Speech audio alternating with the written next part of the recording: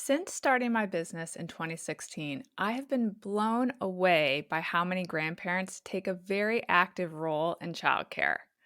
I've worked with many families where the grandparents are the primary caretakers during the week while the parents work and or where they are just generally regularly babysitting.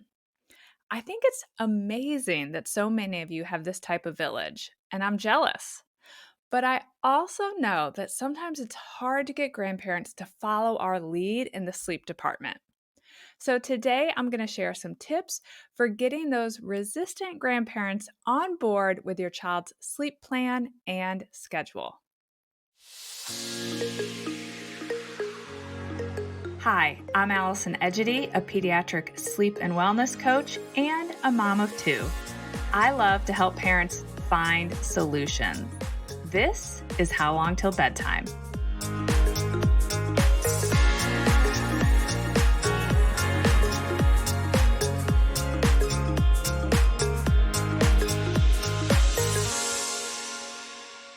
So you've decided to sleep train your baby, or you're heading back to work and your parents will be watching your child some, if not all the time, and your child already has a nice, consistent sleep schedule. And now you need to get your parents or your partner's parents on board with sticking to your sleep training plan or following your child's ideal sleep schedule. In my experience, most grandparents can fall into one of two buckets. The one group is all in on getting sleep sorted out and making sure that healthy sleep habits stick.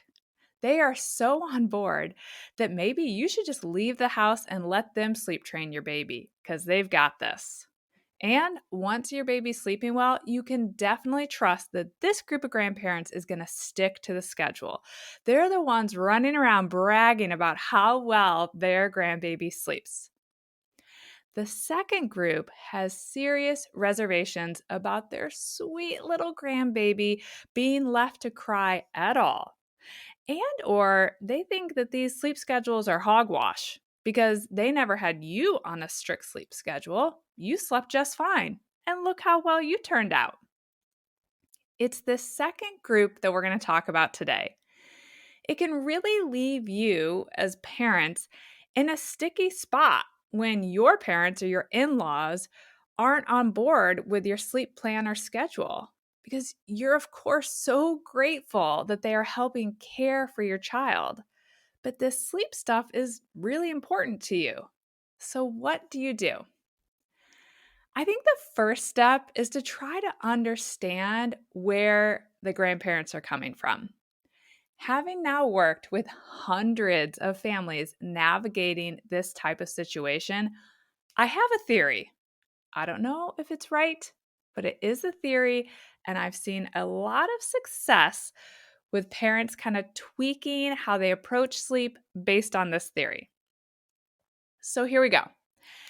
As parents, I don't think any of us want to feel judged or feel like we got it wrong. And I think this remains true even when our children are grown and launched out into the world. I know it's terrifying to think that mom guilt might be with us even when our kids have their own kids, but I think it's possible.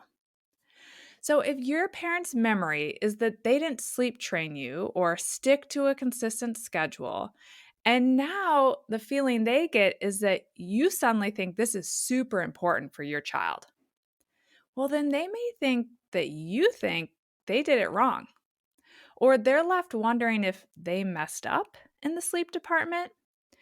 And sometimes I think that can show up as defensiveness or not wanting to stick to a plan or schedule that might further make them feel like maybe they didn't get it right.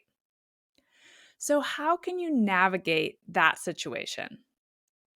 I often find it's helpful to not make it all about the baby, all about how we've chosen to parent. You can also make it about you, the parent.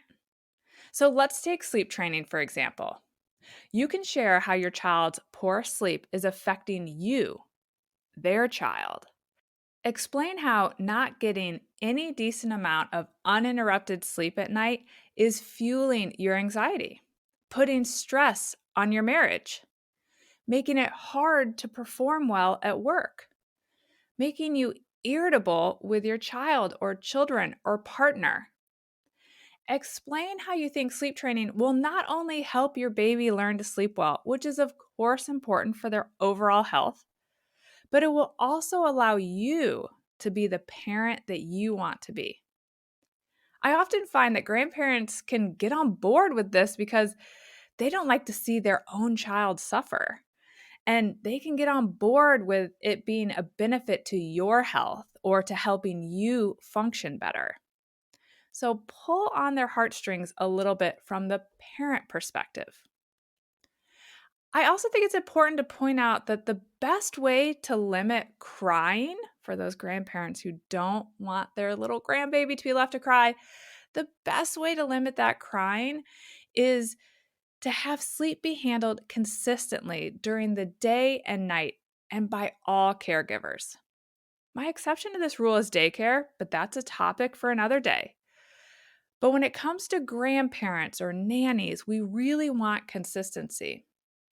So let's say the grandparents are always rocking your baby to sleep or holding your child while they take a nap. That really increases the likelihood that your child is not going to be happy when you don't want to rock them back to sleep or hold them while they're sleeping in the middle of the night. Which means if you don't do what the grandparents may be doing, then you're likely to meet more protesting and resistance, which means more crying. Consistency is definitely the best way to reduce and limit crying. So I think that can help grandparents get on board as well. And if the grandparents are just having a hard time sticking to a nap schedule, I hear this a lot, and it's affecting your child's overall sleep or behavior, it's going to be really important that you point out the repercussions of your child sleeping outside of their ideal sleep windows. So does it cause your child to be overtired at bedtime, which can make it harder for them to fall asleep? Does it cause overnight wakings or extra early morning wakings?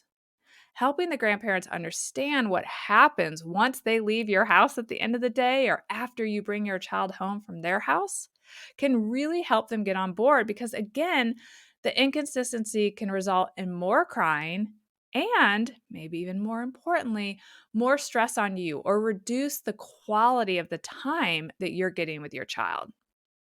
Another important tip I have is that you should have the child of said grandparents navigate these conversations. If your in-laws or significant others' parents are the ones who are so generously caring for your child, have your spouse or your partner be the one who talks to their own parents about the importance of them sticking with your sleep training plan and or sleep schedule. I think that can really help reduce tension, and the message is usually a little better received when it comes from their own child.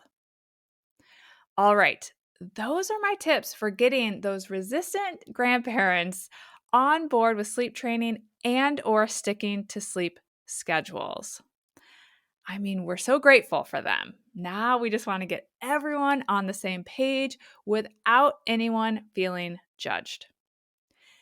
If your child has grandparents playing an active role in their childcare, I would love to hear how you've been navigating sleep with them or how it's been going. So shoot me a DM on Instagram at Sleep and Wellness Coach. Thanks again for joining me this week. I hope you'll come back again next week. Bye for now. Thank you for listening to How Long Till Bedtime.